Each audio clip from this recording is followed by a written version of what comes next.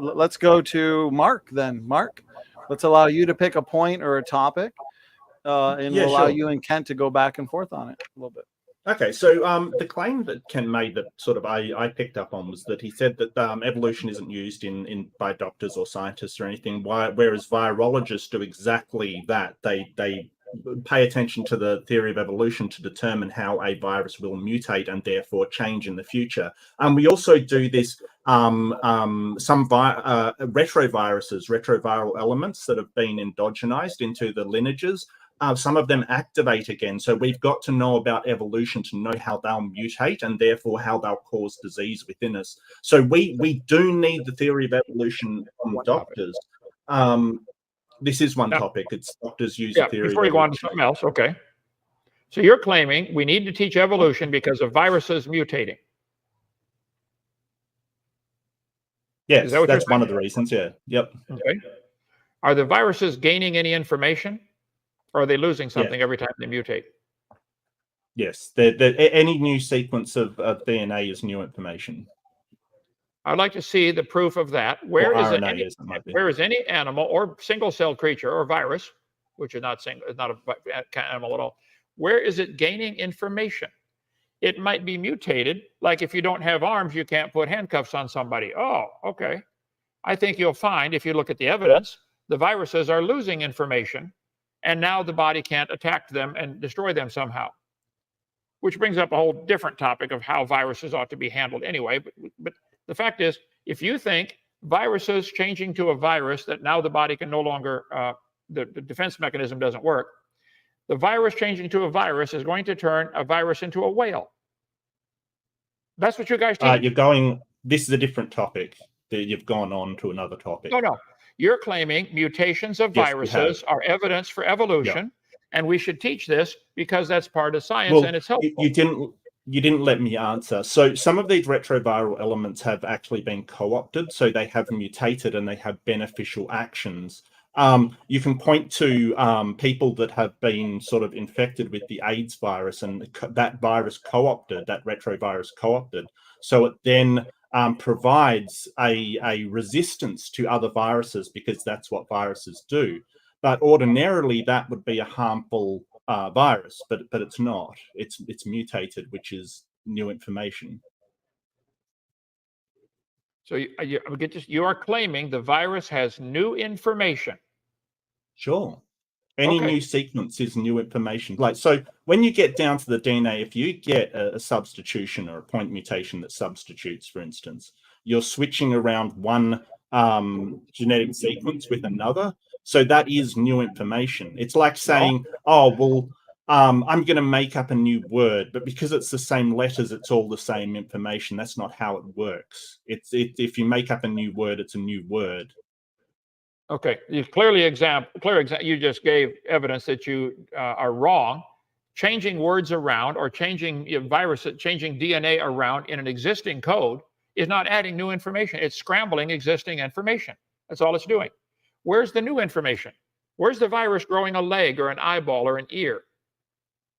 So you think because the 4 base pairs of the DNA sequence are the same, it's not. Do you expect another base pair to come into the sequence somewhere? How exactly would that work, Kent? Well, I've been asking, for the whole purpose of the debate tonight, where is the evidence for evolution? You're making up a story. No. You're claiming it can happen. A virus changing the CATG, the 4 parts to the DNA code, which are incredibly complex. Our binary code's only 2. This is 4, which is how many thousand times more complex than our DNA code, than our computer code. But scrambling the information is not creating anything new. I'm sorry, you believe it does. So would you agree that if you have like binary and you change around that binary in such a way to make a different program that's never been seen before, would you say that's new information? I guess I'd have to see the information, see the data on that, what exactly they're talking about. Scrambling it up. So if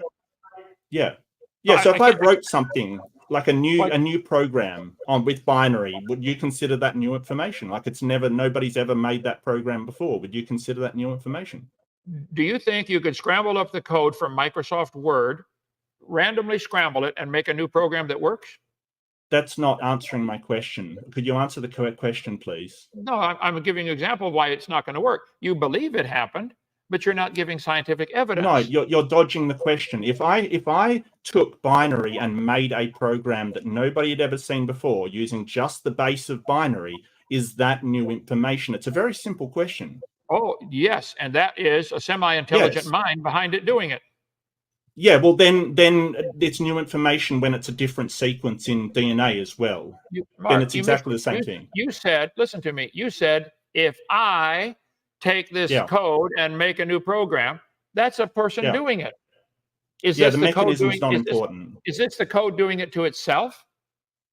No, it uses natural selection and mutation, which mutation isn't sort of an intelligent thing. We understand sort of some of the causes of mutation, and as far as we know, it's not like sort of a god coming down and with a magic wand. The example you gave was with you doing it. I believe God can take the code, the CATG code, and create trillions of different things. I don't believe the code can do it by itself. I don't believe scrambling Microsoft Word. You're claiming, you're giving an example of a human being creating new information and claiming that natural selection did it. Don't you see it? No, but you're sort of missing the point of the analogy. I'm just trying to address that if I mix up a new sequence of binary and that's new information, then a new sequence of the base pairs is new information. And so we agree on that. Whether I did it or natural selection did it, because we have evolution that is performed by humans. It's called artificial selection. It's when you select dogs and breed them and things. Nobody's saying that that's what's happening here. What we're saying, and you said random, it's not random. You've been told this many times. Natural selection is selected. It's not random. Natural selection is not random. My time is up. I had to start real early this morning, but Donnie, you can finish this and schedule each one of these a separate debate. I'll do one every day. 2-hour max is about all I can handle. I got to work for a living, okay? We got a lot going on around here. But no, I would like to see the evidence. I'll do some more research on the viruses. Did they add information? I don't think anybody's ever seen that, but that's a good point. I don't have an answer right now. I'll see what I can come up with. But even then, you think that is an example that would ultimately justify these family trees that we teach the kids in school and say, because viruses can mutate to another virus, therefore humans and birds are related. This is where you guys are stark raving stupid to believe such a thing. If I may, that's a bit of an ad hominem, Kent. I mean, can we not just throw around? I'm sorry. I'll try to be more polite. Really, you're uneducated. I mean, all right. If I may, Pastor Hovind, if you're going to do that, please make sure you learn what the learn some informatics, because you keep using DNA as information, I think. And if you're going to use the informatics analogy, it's data. The information would be the gene expression. Well, the DNA code carries the information that's passed on in a very complex form.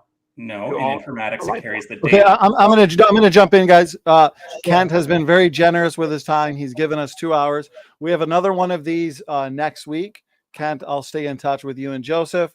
And so everybody who's joined the panel, feel free to join again next week for the first 2 hours. So Kent, we will allow you to get some sleep. Appreciate the debate and open mic. Amy Newman and James W., thanks to you as well. So Kent, we'll allow you to get out of here. And everybody else, feel free to stick around for some discussion. Sam and I are going to cap this at the 4-hour mark. The StreamYard link is posted in the live chat for anybody who wants to join and discuss the topic. Kent Hovind has left the building. I've told you absolutely straight up to this point, you know that he has left the building.